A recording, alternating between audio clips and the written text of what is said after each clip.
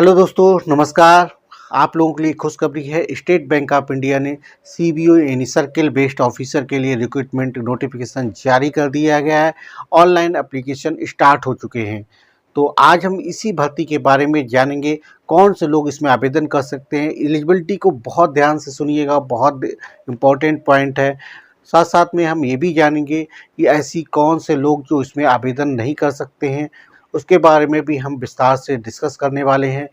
साथ ही जानेंगे इसकी प्रक्रिया कब से कब तक चलेगी और एग्ज़ाम कब होगा, सिलेक्शन प्रक्रिया कैसे रहने वाली है, क्या आप इसके लिए एलिजिबल हैं। इन सारी डिटेल्स को जानने के लिए वीडियो को शुरू से अंत तक जरूर देखिएगा। इस वीडियो को देखने के बाद आपके मन में कोई भी कन्फ्यूजन योग्यता को लेके नहीं बचने वाला है। तो आप लोगों से बस 10 मिनट का समय मांगता हूँ।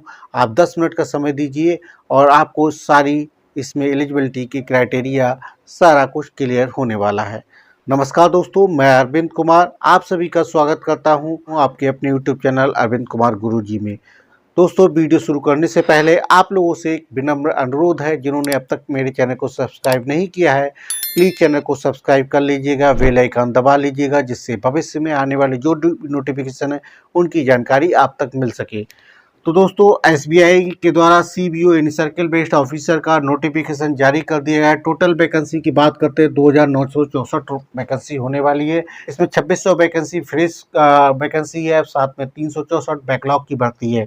ठीक है, तो टोटल जो भर्ती होने वाली है 2964 वैकेंसी के लिए होने वाली है। ऑनलाइन आवेदन की बात करते हैं तो 9 मई 2025 से शुरू हो रहे हैं और लास्ट डेट की बात करते हैं तो 29 मई 2025 रहने वाली है। ठीक है, एग्ज़ाम की बात करते हैं तो इनका एग्ज़ाम जुलाई 2025 में टेंटेटिव है, प्लान्ड है इनको जुलाई 2025 में आपका एग्ज़ाम हो जाएगा। देखिए, सीबीओ एक ऐसी भर्ती है जिसके द्वारा आप लेटरल एंट्री के रूप में आप एज ए ऑफिसर के रूप में सिलेक्शन पा सकते हैं। एज ए पीओ आप पास करने के लिए आपको प्री मेन और उसके बाद इंटरव्यू की प्रक्रिया से गुजरना पड़ता है। इसमें सीबीओ में आपको केवल एक सिंगल एग्ज़ाम देना है और उसके बाद सीधे आपका इंटरव्यू होकर फाइनल सिलेक्शन होने वाला है। ठीक है, तो इसमें इसकी पूरी जो प्रक्रिया है बेसिकली 4 चरणों में कंप्लीट होती है। पहला जो प्रोसेस है वो ऑनलाइन एग्जामिनेशन होता है, यानी ऑनलाइन एग्जाम होगा। दूसरा जो है स्क्रीनिंग होगी। स्क्रीनिंग बेसिकली डॉक्यूमेंट वेरिफिकेशन वाली प्रक्रिया है। ठीक है, और थर्ड जो है इसमें इंटरव्यू के बाद आपका लोकल लैंग्वेज टेस्ट होगा। ठीक है, इन 4 चरणों के गुजरने के बाद आपका फाइनल सिलेक्शन हो जाएगा। ठीक है, अब बात कर लेते हैं एलिजिबिलिटी। तो एलिजिबिलिटी में सबसे पहले हम बात कर लेते हैं क्वालिफिकेशन क्या है। तो कोई भी ग्रेजुएट यानी किसी ने बीए कर रखा है, बीएससी कर रखा है, बीकॉम कर रखा है, या एमबीबीएस का कोई बंदा है, सीए कर रखा है, ठीक है, आईसीडब्ल्यू से यानी ग्रेजुएशन या उसके समकक्ष कोई भी डिग्री अगर आपके पास है तो आप इसके लिए एलिजिबल हैं। बीटेक अगर कर रखा है तो भी आप इसके लिए एलिजिबल है, आप आवेदन कर सकते हैं। एज की बात कर लेते हैं तो मिनिमम 21 साल, मैक्सिमम 30 साल तक के लोग इसमें आवेदन कर सकते हैं। जो एज की गणना है 30 अप्रैल 2025 तक की जाएगी। अगर आपकी डेट ऑफ बर्थ 30 अप्रैल 2025 से 1 मई 2019 95 के बीच में अगर है तो आप इसके लिए एलिजिबल है, आप आवेदन कर सकते हैं। लेकिन अगर कोई आप रिजर्वेशन कैटेगरी के कैंडिडेट हैं, जैसे कि ओबीसी के हैं, एससी एसटी के हैं, या हैंडीकैप्ड हैं, या आप एक्स सर्विसमैन हैं, तो आपको एज की जो मैक्सिमम एज है उस क्राइटेरिया में छूट मिलने वाली है। ओबीसी के लिए मैक्सिमम एज में 3 साल यानी कि 33 साल तक के लोग आवेदन कर सकते हैं। एससी एसटी के लिए 5 साल यानी 35 साल तक के आवेदन कर सकते हैं। वही बात करते हैं कोई अगर हैंडीकैप्ड है तो उसे मैक्सिमम एज में 10 साल की छूट मिलने वाली है, और एक्स सर्विसमैन के लिए मैक्सिमम एज में 3 साल की छूट मिलने वाली है। उसका सर्विस पीरियड हटाने के बाद जो इसकी एज बचेगी उसमें 3 साल की छूट मिलने वाली है। ठीक है, ये तो हो गई इसकी एज की बात। अब इसके अलावा और क्या एलिजिबिलिटी चाहिए इसके बारे में बात कर लेते हैं। तो इसके लिए एक्सपीरियंस चाहिए। ठीक है, मिनिमम एक्सपीरियंस 2 साल का होना चाहिए। पोस्ट क्वालिफिकेशन का मतलब समझते हैं कि अगर आपने जो भी आपने ग्रेजुएशन की डिग्री की है, ग्रेजुएशन की डिग्री करने के बाद आपका 2 साल का एक्सपीरियंस कब तक, 30 अप्रैल 2025 तक अगर आपका है तो आप इसमें एलिजिबल हैं, अदरवाइज आप अप्लाई नहीं कर सकते हैं। अगर आपको एक्सपीरियंस नहीं है तो आप इसमें एलिजिबल नहीं है। एक्सपीरियंस कैसा होना चाहिए, किसी भी शेड्यूल्ड कमर्शियल बैंक में आपने या आरआरबी में अगर आपने काम किया है एज ए ऑफिसर के रूप में, ये तो आप जो है इसमें एलिजिबल हैं। ऑफिसर्स के रूप में काम कर रखा हो या क्लरिकल के रूप में काम कर रखा हो तो आप इसमें एलिजिबल हैं। ठीक है, अब हम इसके बाद बात कर लेते हैं कौन लोग इसके अंतर्गत नहीं एलिजिबल हैं। अगर कोई व्यक्ति जो है किसी थर्ड पार्टी बैंक में, यानी कि कोई शेड्यूल्ड कमर्शियल बैंक है, उसकी सब्सिडरी कोई अगर है, जैसे आप एचडीएफसी बैंक में अगर काम करते हैं, ठीक है, तो उसकी सब्सिडरी एचबीएल है। एचबीएल में अगर आप एज ए थर्ड पार्टी के रोल पे आप काम कर रहे हैं तो आप इसके लिए एलिजिबल नहीं हैं, ठीक है। तो मतलब कहने का है सीधा कि अगर आप बैंक के डायरेक्टली एम्प्लॉय हैं, किसी शेड्यूल्ड कमर्शियल बैंक के डायरेक्टली एम्प्लॉय हैं, तो आप इसके लिए एलिजिबल है, आपका एक्सपीरियंस काउंटेबल है। अगर आप थर्ड पार्टी पे काम कर रहे हैं किसी शेड्यूल्ड कमर्शियल बैंक के लिए, तो आप इसके लिए एलिजिबल नहीं है। इसके अलावा एसबीआई क्लरिकल में अगर आपने ऑलरेडी काम कर रहे हैं एसबीआई बैंक में किसी भी उसकी एसोसिएट ब्रांच में या एसबीआई में कॉन्ट्रैक्ट बेसिस पे काम कर रहे हैं, तो भी आप इसके लिए एलिजिबल नहीं है।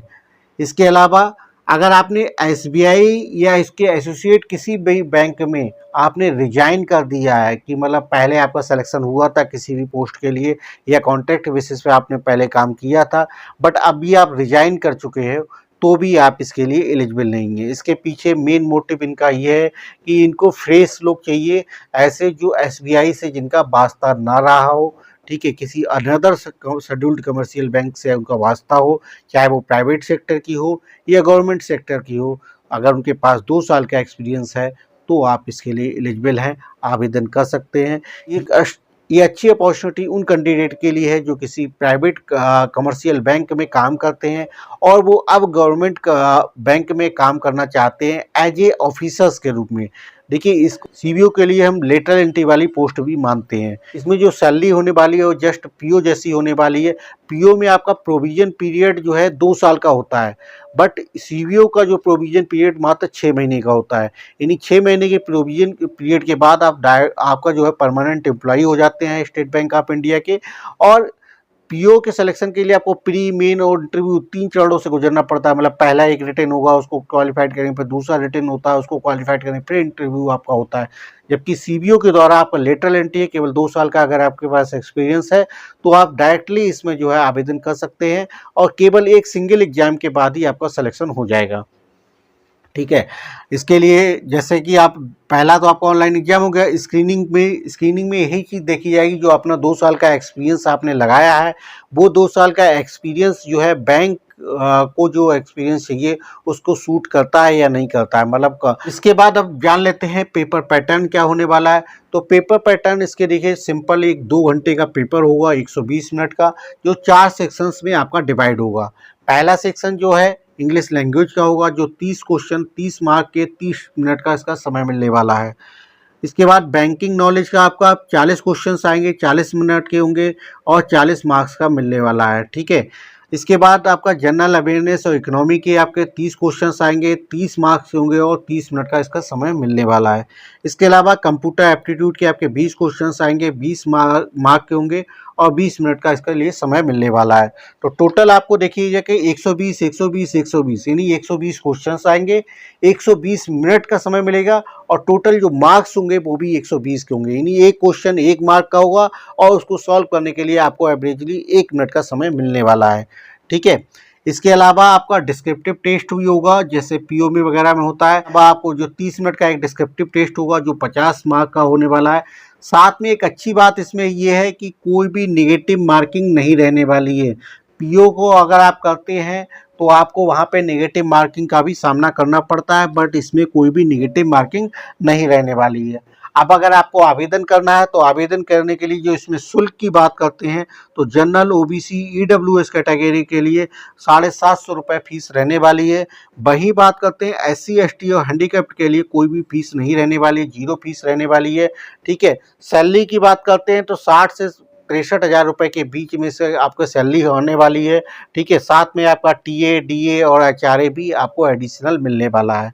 तो दोस्तों, अगर आप इस भर्ती के लिए आवेदन करना चाहते हो तो एसबीआई की वेबसाइट पे जाके आप इसका ऑनलाइन आवेदन कर सकते हैं, ठीक है। अगर इसमें फिर भी आपके मन में कोई भी शंका, योग्यता से रिलेटेड या कोई और प्रश्न रह गया हो या कोई और डाउट जो आपके मन में आ रहा हो, तो आप कमेंट करके आप पूछ सकते हैं। उसका आंसर आपको कमेंट बॉक्स में ज़रूर दे दिया जाएगा। लास्ट में दोस्तों आपसे पुनः एक बार आग्रह है, अगर अब तक मेरे चैनल को सब्सक्राइब नहीं किया है तो प्लीज़ चैनल को सब्सक्राइब कर लीजिएगा और इसे अपने दोस्तों के व्हाट्सएप ग्रुप में ज़्यादा से ज़्यादा शेयर करिएगा, जिससे ये भर्ती आपके साथ साथ आपके दोस्त भी इसका लाभ उठा सकें। ठीक है दोस्तों, फिर मिलेंगे आपसे नए वीडियो में नई भर्ती के साथ। तब तक अपना और अपनों का ख्याल रखिएगा। बहुत बहुत धन्यवाद आपका।